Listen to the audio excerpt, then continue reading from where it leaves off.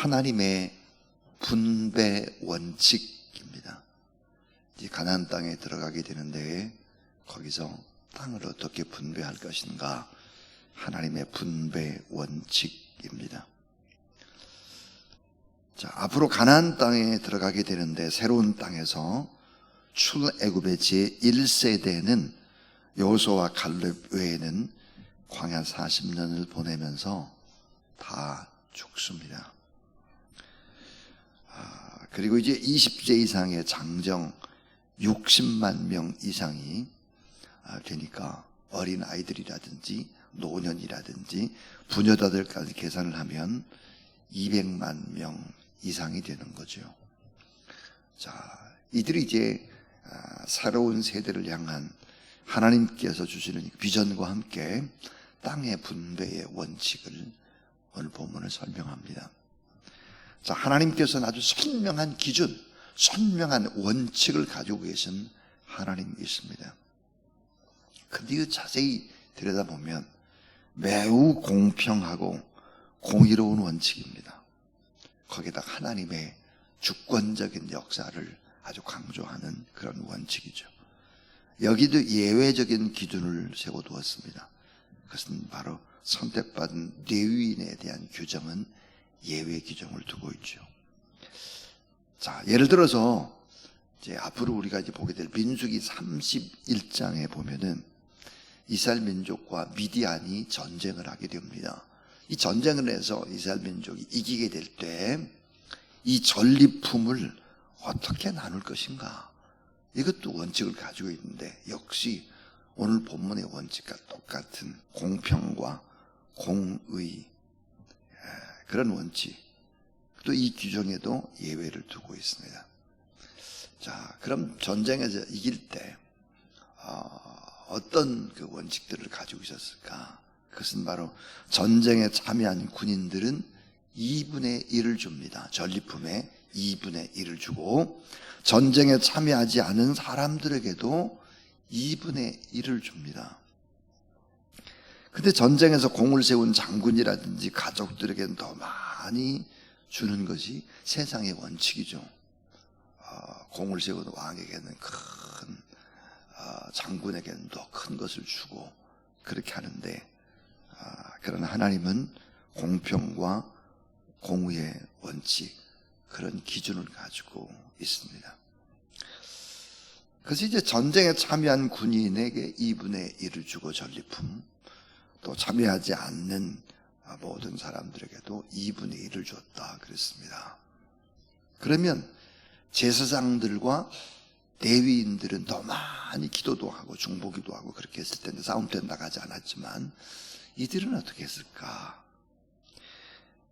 전쟁에 참여한 군인의 숫자는 참여하지 않는 백성들보다는 그 숫자가 적었기 때문에 2분의 1을 참여한 군인들이 받는다고 하는 것은 사실은 많은 양이 됩니다. 그래서 군인들은 분배받은 전리품을 하나님께 봉헌을 합니다.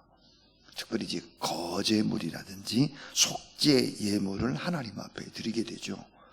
그래서 이제 하나님 앞에 거제와 속죄제를 드리고 난 다음에 레위인과 제사장이 그 드려진 물건들을 받도록 규정을 두고 있습니다. 그런데 놀랍게도 이 제사장이나 레위인들이 전리품의 비율을 따져보면 10분의 1, 11조의 비용과 같습니다.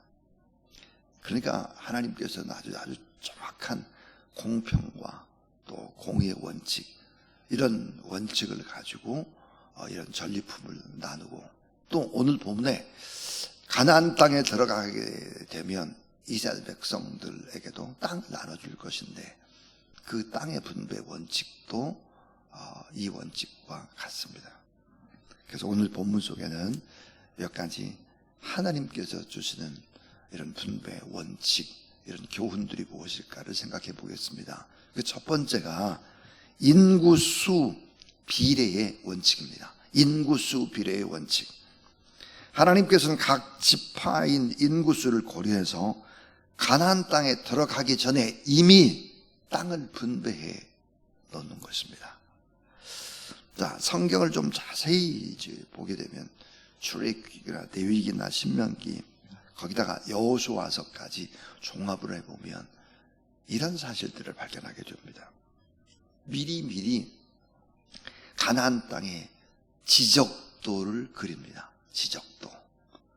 자, 여러분, 땅이 어떤 때는 좋은 데도 있고 어떤 때는 박토인 데도 있고 어떤 때는 물이 좀 있는 데도 있고 없는 데도 있고 곡식이 잘 되는 데도 있고 안 되는 데도 있고 그렇잖아요.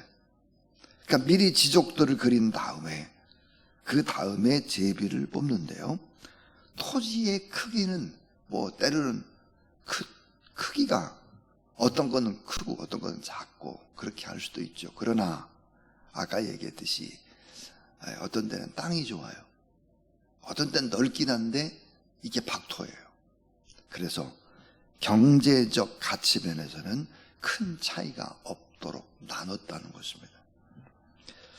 자, 그렇게 인구수 비례 원칙을 고려해서 인구가 많은 집단이 더 많은 땅을 할당받는다고 하는 53절과 54절의 말씀을 보면 인구의 다소를 막론하고 그러면 공평하게 제비를 뽑는다면 이 두 원칙은 뭐예요? 모순입니다. 모순. 맞지 않죠. 인구수가 많은 집단이 더 많은 땅을 할당받는다. 그런데 인구수가 작은 이 사람들하고 다 놓고 똑같이 제비 뽑기로 할당을 받으면 이 공평한 원칙이 아니라는 거예요. 그래서 어떻게 된가? 12지파가 지파별로 땅을 이제 땅의 가치에 따라서 크기 작은 거 이런 거 그림을 다 그려놓고 경제적인 가치는 갖도록 하고 그리고는 제비를 뽑아서 우선 공평하게 땅을 받은 뒤에 이어서 이제 가문별로 규모에 따라서 땅을 분배하는, 그래서 경제적 가치 면에서는 차이가 없게 했다.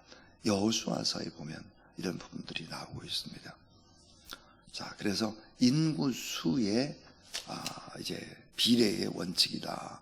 두 번째입니다. 두 번째 원칙은 제비 뽑기를 통한 하나님의 주권적 원칙입니다. 제비 뽑기입니다.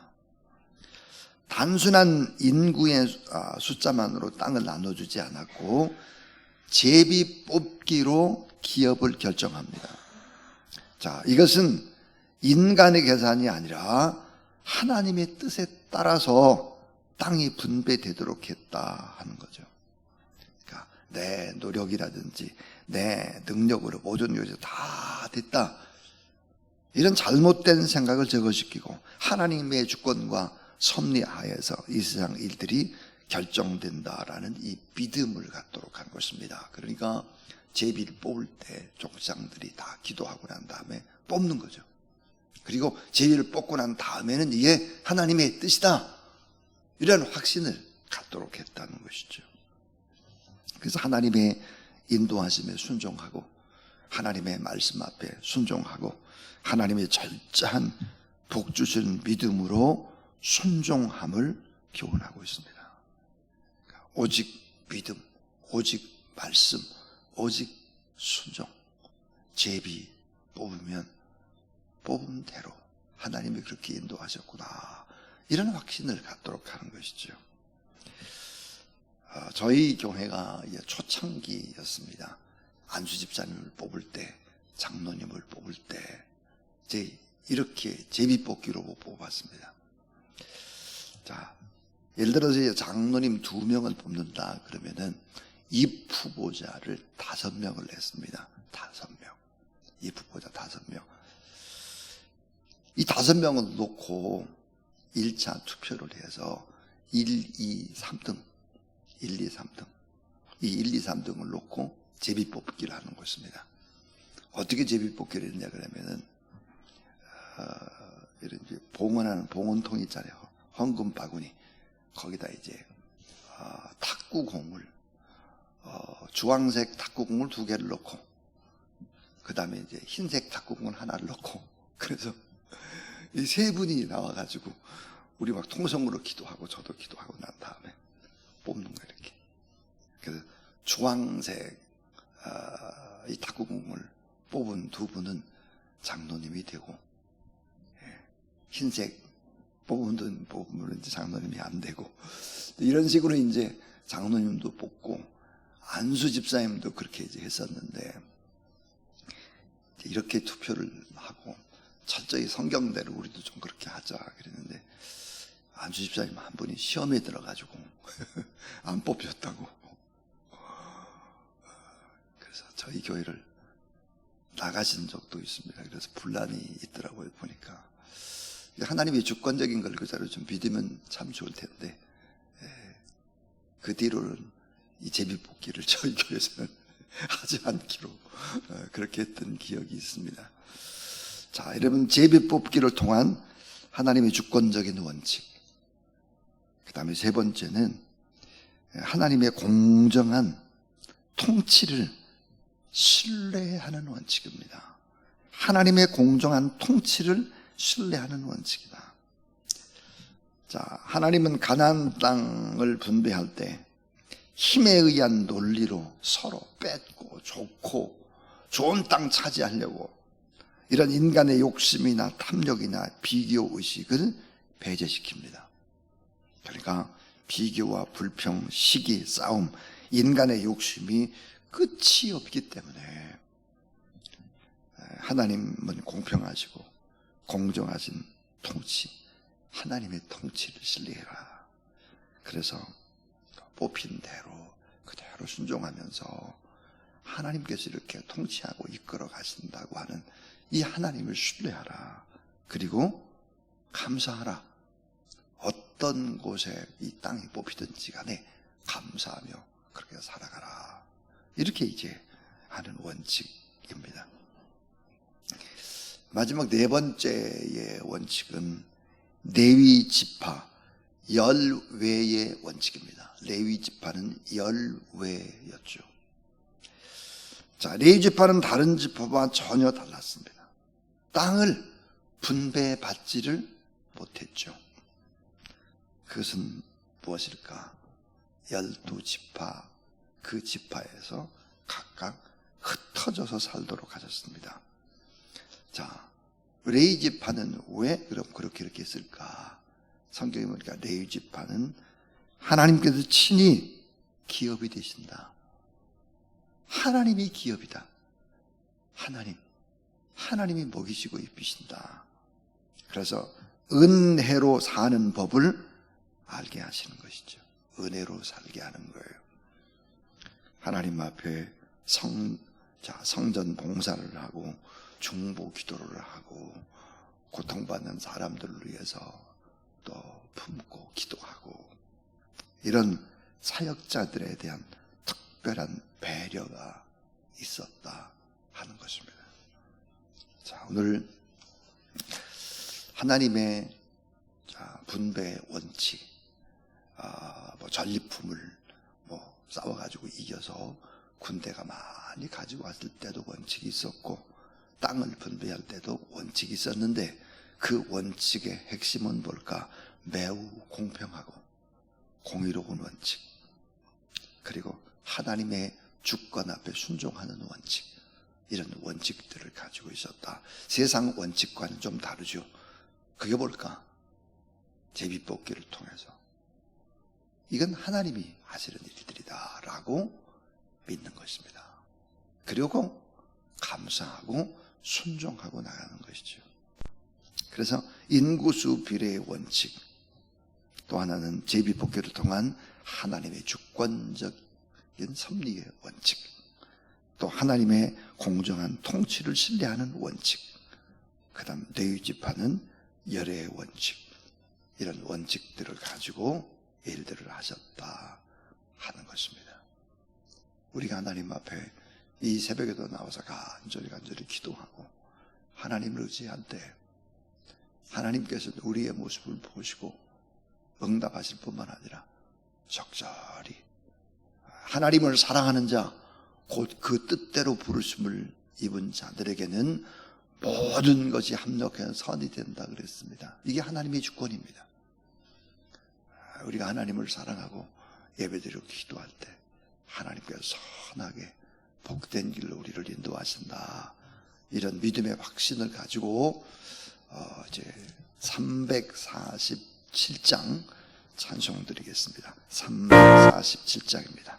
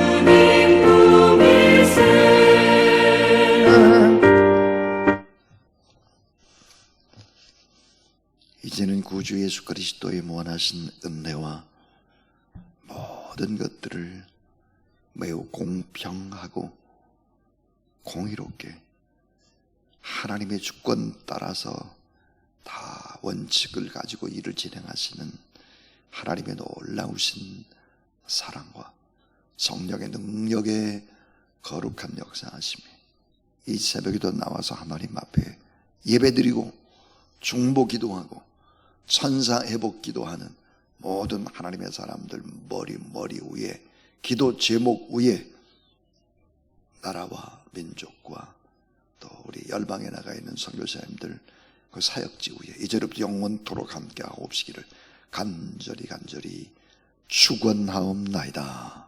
아멘.